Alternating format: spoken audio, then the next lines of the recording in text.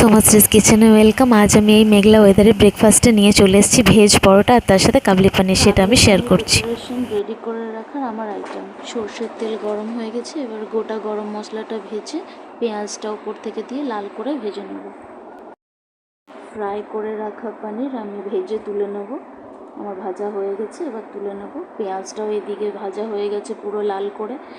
এরপর আমি যে পেস্ট রেডি করে রেখেছিলাম মশলার, সেটা উপর থেকে দিয়ে কুচনো টমেটো দিয়ে পুরো নাড়াচাড়া করে নেবো। ওপর থেকে পরিমাণ মতো নুন, হলুদ, কাশ্মীরি মির্চ, ভাজা মশলা, যেটা গোটা গরম মশলাটা আমি ভেজে রেখেছিলাম সেটা দিয়ে দেবো ওপর থেকে।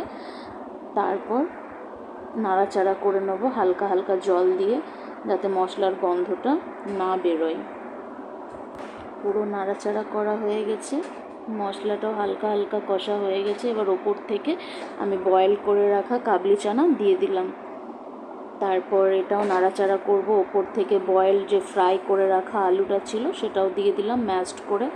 ওপর থেকে কাবলি চানা মশলা ওটাও দিয়ে দিলাম। তারপর হালকা নাড়াচাড়া করে কস্তুরি মেথি ওপর থেকে দিয়ে দেবো। নিয়ে এটাও নাড়াচাড়া করব। তারপর আস্তে আস্তে এরপর ফ্রাই করে রাখা পনিরটা ওপর থেকে দিয়ে দেবো। ততক্ষণ না কাবলি চানার জলটা শুকিয়ে লাগা লাগা হয়ে গেছে, ততক্ষণ ফুটতে দেবো। কাবলি পনির চাপ হয়ে বসে গেছে। এবার কাবলি পানিরটা আমি ভেজ পরোটা স্যালাডের সাথে সার্ভ করে নিচ্ছি একটা প্লেটে।